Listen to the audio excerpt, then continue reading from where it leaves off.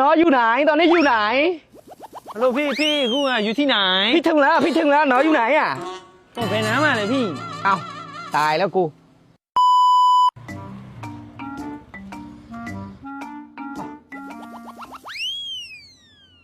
ไม่ใส่เงินแต่สีประมาณนี้มันดีกว่าหมูลองโชว์ลง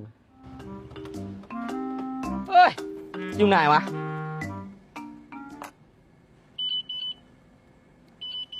มากอมาลีเนี่ยบาญาบุกว่าฮัลโหลพี่น้อตอนนี้อยู่ตรงไหนพี่กูอยู่ที่ไหนพี่มาถึงแล้วนี่ฮัลโหลพี่กูไปน้ำมาเลยพี่อยู่น้าป่าสวยแล้วถึงแล้วน้ออยู่ไหนป่าเลยพี่โอ้เนี่ยพี่เอ้าน้าป่าสวยไงโนอยู่ไหนကျွန်တော်ကဒီဥစ္စာဗာလဲချန်စီယိုနောက်ကဒီမှာလေခြုံမုတ်တွေဗာတွေရှိတဲ့နေရာမှာพี่ฉันซิโยแปลว่าอะไรพี่ไม่เข้าใจไปไหนอ่ะไปဥစ္စာလေတကူကြီးဟိုတယ်พี่ตะกูจี้ฮอเตแปลว่าอะไรတကူကြီးဟိုတယ်လေအိတ်တွေလေพี่ตายไม่เข้าใจဒီချန်စီယိုနာဟိုနားမှာပဲရှိရพี่ฉันซิโยอะไรอ่ะนี่พี่ถึงแล้วนี่อยู่ไหนแล้วไม่รู้ข้างหน้ามีฉงเบ้าด้วยแกนด้วยเต่าด้วยอะไรไม่รู้อันนี้งับเปียวรอด้วยงับเปียวดีด้วยเนี่ยน้อยอยู่ไหนหนูตอนนี้สวยอยู่เท่าไหร่เดี๋ยวพี่มาแล้วสวยฟ้าสวยเลยพี่คุยสวยจังสวยฟ้าสวยเลยพี่ไม่ใช่สวยฮะแลอ๋อแลကကြတော့ဘယ်လဲနေတော့မသိဘူးพี่ဘာဆွဲတယ်ဘာလဲနံပါတ်လေကျွန်တော်လည်းမသိဘူးพี่นี่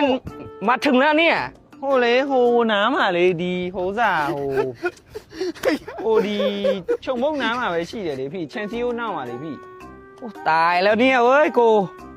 น้อยอยู่ไหนวะเนี่ยตายแล้วโอ้โหมึง GPS ส่งมาให้หน่อยสิฮะ GPS ส่งมาให้หน่อยสิ GPS ใช่ GPS တော့မသိဘူးพี่ AIDF ပဲသိတယ် AIDF တို့ HIV တို့พี่แปลว่าอะไรวะกูไม่เข้าใจวะกูมาแล้วตัวไหนมึงอยู่ไหนตอนนี้ไอ้นี่คณะนี่มีแต่กาอันนี้มีแต่กระทรวงยุติธรรมเบ้านี่ตายแล้วမဟုတ်လေพี่အခုဘယ်နားမှာလဲနင်းလာတော့လေဒီမှာမိုးချုပ်နေပြီဒီမှာကောင်မလေးကဟို4နိုင်5နိုင်ဆိုရင် तू အပြင်ထွက်လို့မရတော့ဘူးพี่อยู่น้าป่าสวยพี่ถึงแล้วหนูอยู่ไหนน้อยอยู่ไหนဟိုဘယ်လိုတွေပြောမလဲမသိပါဘူးพี่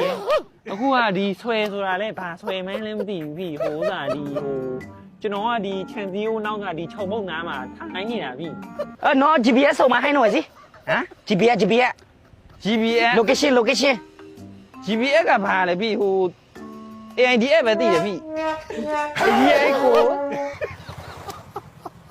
ဟိုဘယ်နားမှာလဲတော့မသိဘူးพี่ဟိုဘယ်ဆွဲဘယ်နားမှာလဲမသိဘူးมึงอยู่ไหนตอนนี้มึงอยู่ไหนဒီမှာလေဟိုချန်စီယိုတွေရှိတယ်လေพี่ချန်စီယိုပြီးတော့ဒီမှာဟောစာတွေရှိတယ်လေพี่จะพายแล้วกูอยู่ไหนตอนนี้อยู่ไหนฮัลโหลพี่กูอยู่ที่ไหนพี่ถึงแล้วน้อยอยู่ไหนอ่ะโอ้ไปน้ำมาเลยพี่เอ้าตายแล้วกูน้องตอนนี้อยู่ไหนอ่ะโอ้เอ็งยี่แมวเนี่ยพี่ล่ะใช่ไหมน้องเสื้ออะไรอ่ะโอ้เอ็งยี่โอ้ตายเอาเอ็งยี่พี่ตายเอาเอ็งยี่ใช่โอ้มาพี่ใช่ไหมใช่เปล่าน้องใช่เปล่าพี่พี่ปั๊มใช่ไหมใช่โอ้โหไปตะกูยี่ห้อเตะพี่ตะกูยี่ห้อเตะใช่ไหมใช่ไปใช่ไหมพี่เอาไทยรอพี่ไทยรอก็เอา150พอ150พอพี่มีอะไร100เหรอไปนี่เลยโอเคไปพี่ก็เลยไส้เวนซาอันนี้อย่าปั๊มไส้เวนซาไปอ๋อพี่วิดีโอด้วยนะพี่ใช่นี่ไงใช่ไปโอ้ผู้สาวสวยเปล่าอ๋อสวยพี่สวยไหมกงสวยเหรอพี่ใหญ่ไหมอ๋อใหญ่พี่ใหญ่เลยพี่กงจีไปแล้วพี่แล้วก็หนากล้วยพี่หนากล้วยหนาใช่ใช่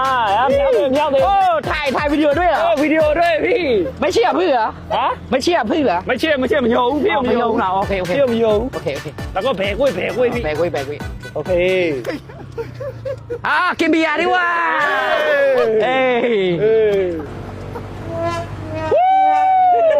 ถึงแล้วป่ะใกล้ถึงยังพี่โอเค อ๋อนี่เหรอ ใช่พี่โอมาพี่ โอเค 500 500เหรอ ใช่ โอ้ตะโกยี่พอแต่เหรอ ใช่พี่ตะกูจี้โคตรเด็ก เสียจ้ออ่ะจอนี่ดีกว่า โอเคพี่ โอเคบ๊ายบาย พี่ไปนะ โชคดีนะ โอเคพี่ โอเค โอ้ตะโกยี่พอแต่ ตะโกยี่ห้อแตก บายบาย ไปแล้ว โอเค โอเค เอ้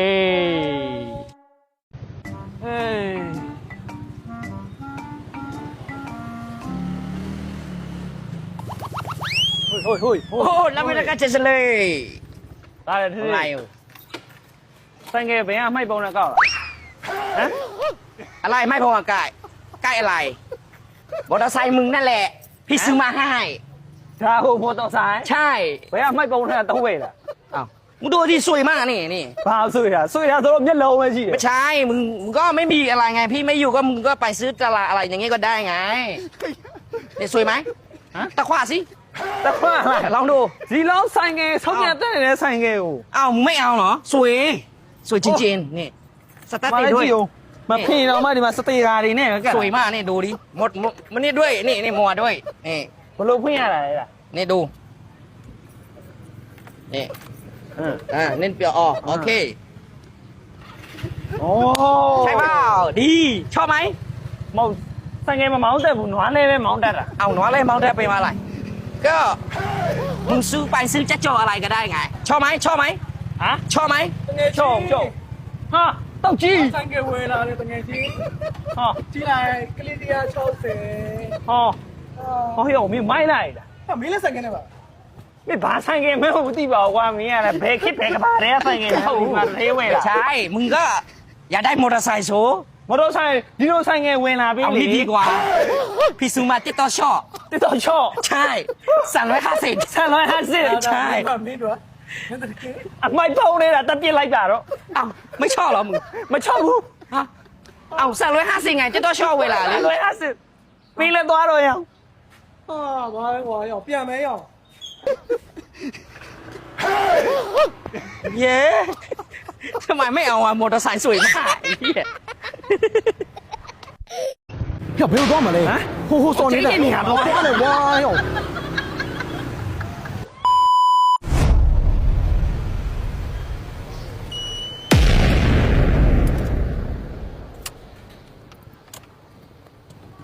เออ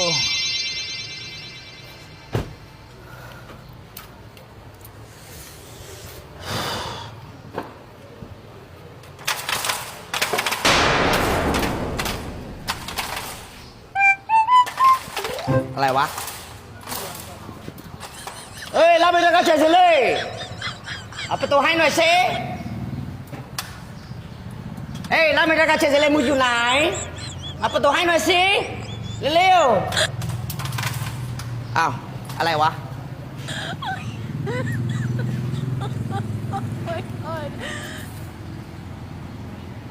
อ้าว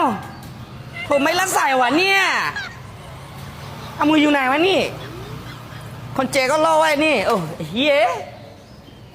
เอ้ยรับไม่ได้กันจะเลยมืออยู่ไหนเร็วๆหน่อยสิปิดประตูให้หน่อยเอาประตูให้หน่อยสิเฮียตายแล้วกูอย่าไปไหนวะ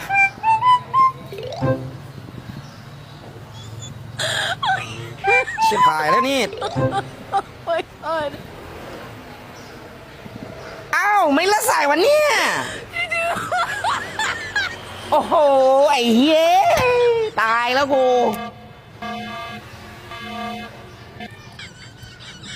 มึงไปไหนวะนี่ไม่อยู่บ้านเลยโอ้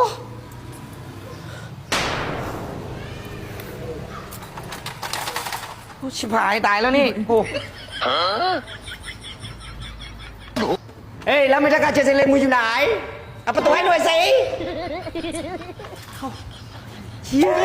ตายแล้วกูชิบหายแล้วไม่ได้การเจเซเลนไอ้เหี้ยไว้ใครวะมึงทำไมเดี๋ยวเอาไม่ละสายไอ้เหี้ยตายแล้วกูแล้วไม่ได้การเจเซเลนมึงอยู่ไหนเฮ้ย弟弟。